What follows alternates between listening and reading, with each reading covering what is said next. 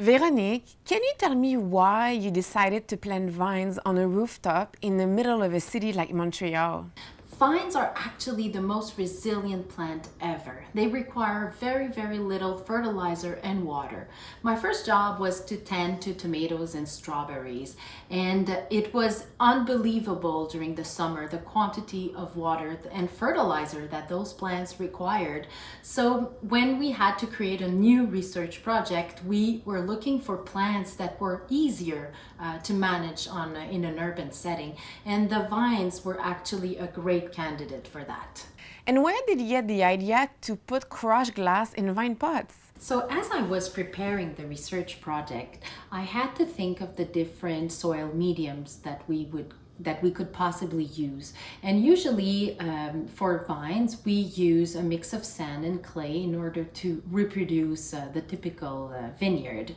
But of course, we would be on a roof and in an urban setting. So the choice of using crushed glass became quite obvious to me because it's exactly the same thing, in fact, as sand. Sand is made of silica and crushed glass is the same material. So I thought instead of using sand, which is a non-renewable resource, why not using the crushed bottles, of wine that we have in the city abundantly in order to create a very revolutionary soil medium for planting our vines. So this is how, after 5 years of operating those urban vineyards, that we were able to recycle more than 20,000 bottles of wine.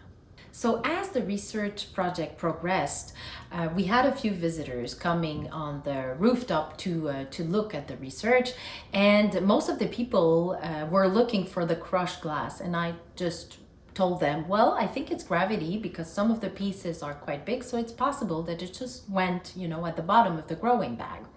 And but one day, one of the bags ripped off, and I had to actually move the vines. And so I took the opportunity to look, okay, what's going on in the bag? And I wasn't finding the crushed glass. So that was quite a aha moment.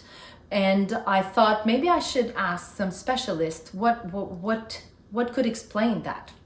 And one of them actually confirmed me that since I've put some mycorrhiza in the soil mix, that mycorrhiza had probably the power to actually degrade glass.